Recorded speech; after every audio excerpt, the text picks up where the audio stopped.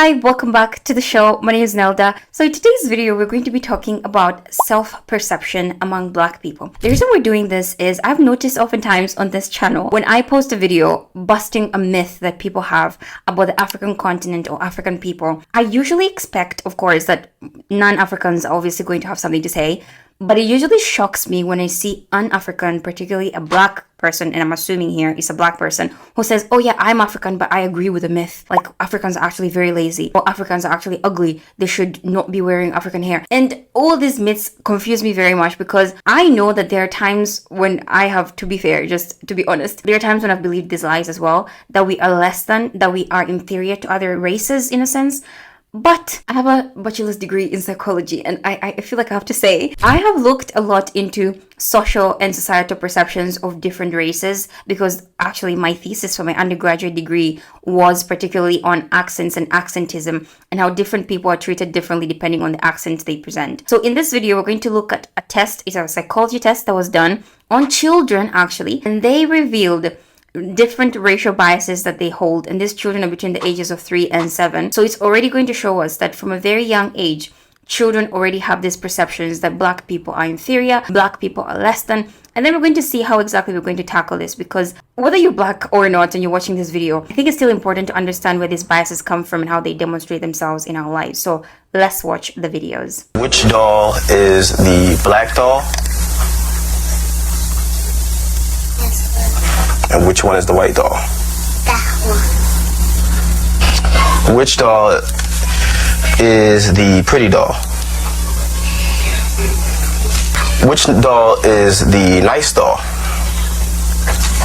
Which doll is the bad doll?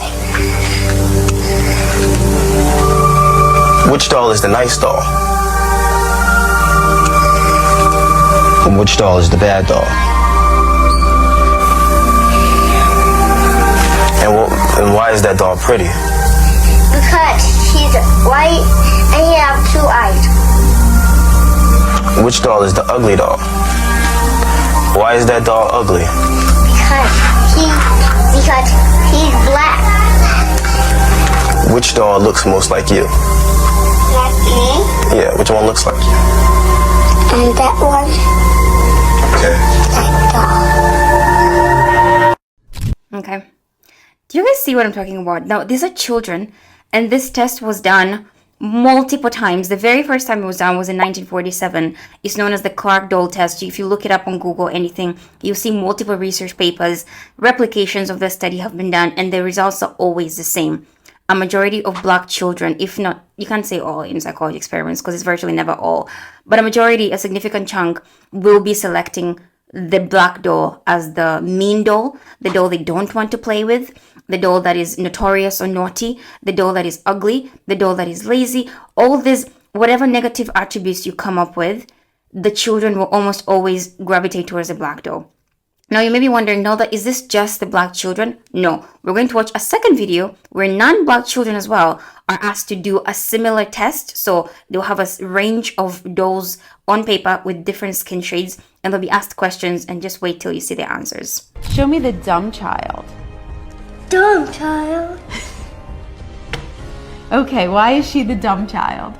Because she has black skin. Show me the mean child. Why is he the mean child? Because she's brown. Show me the bad child. Why is he the bad child? Because he is black. Okay. Show me the ugly child. Why is he the ugly child? Because he's brown, black. Show me the child who has the skin color most children like.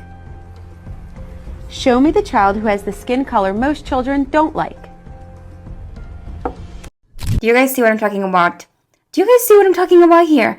So it's not just Black children who are perceiving Black skins or the Black skin type as a negative element of yourself, but even non-Black children were also reporting the exact same thing.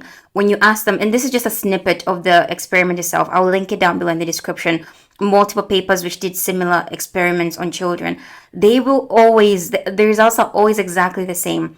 Both Black children and non-Black children, when asked about negative stereotypes, they will point them towards the Black doll or the Black child. when they asked about positive stereotypes, like who's smart, who's clean, who's funny, who's nice to hang out with, you'll always be the lighter skinned doll. So like I said, originally, the very first time this was tried was in 1947, and it involved 253 black children, and they were aged between 3 and 7. In that study, 67% of black children, by the way, they preferred to play with the white doll over the black doll. These are black children, and they're told, which doll do you want to play with? They're picking the non-black doll.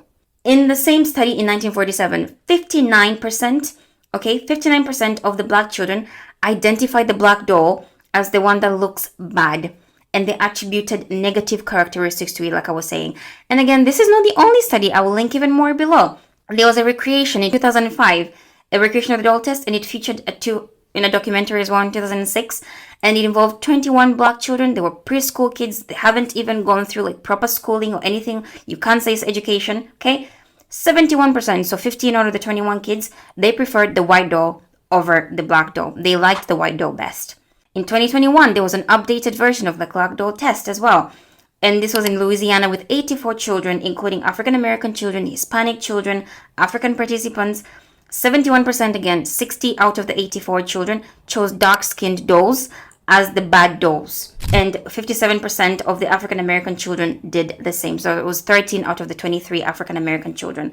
So research in psychology, which is again my field of expertise. So research studies in psychology show that as early as 3 years old, children are already developing racial biases. Not just racial biases, but they already are developing the concept of intergroup versus outer group. So they can already identify themselves with certain groups. Like the girls are starting to identify themselves more with other girls. The boys are starting to identify themselves with other boys. Black children are starting to pick up on the fact that they are different. Same with white children.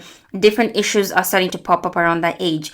But my concern here is, what can you do about it? Because like I said, when I was doing my undergrad degree, I looked into accents and the same issue popped up. I'll also link down my study because it's been published on the Psychology Archive. But I looked at how African people view their own accents, and then how non-Africans, particularly British participants, were looking at African accents, and the studies were exactly the same.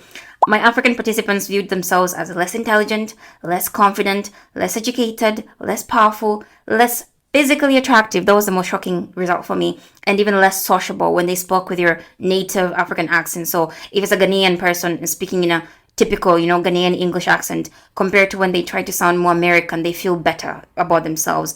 So this is something that is going on. Now, the reason I'm covering this in today's video, even though this channel is typically politics and I'm trying to mix it a little bit with like social political commentary, I'm commenting about this because, like I said in the beginning, a lot of people, when I post videos busting myths about Africa, Africans themselves are coming against other Africans. And I think that is embarrassing. I think it is embarrassing. It's very embarrassing that we are holding these negative perceptions. And when somebody is coming forward to say, hey, there is data to show that these perceptions are wrong, you're coming up with not even data, just intuition, instinct that, oh, you know what, I just feel like black people are lazy. I just feel like black people are actually, they deserved. Somebody told me, yeah, colonialism was actually good for black people because we couldn't control our own resources. You can see what I'm talking about. This is what I'm talking about. So whether you're black or not, particularly if you're black though, this is something to start thinking about. Start questioning yourself. What narratives are you telling yourself about the fact that you're black, and how are they serving you? How is it serving you to think that you are less than a non-black person? How is that serving you? Because let me tell you guys, and I'm yapping now, I need to keep the video short, but having lived away from Tanzania, which is my home country, and coming across non-black people, I will tell you, black people, we're holding ourselves back by these negative stereotypes we're holding. Non-black people have audacity. Even if they have the tiniest qualifications, they just go for things. But you're looking at this study that I'm talking about here, and young children are already saying, no, the black doll is a negative doll. It's the doll that can't do anything. It's the dumb doll. No.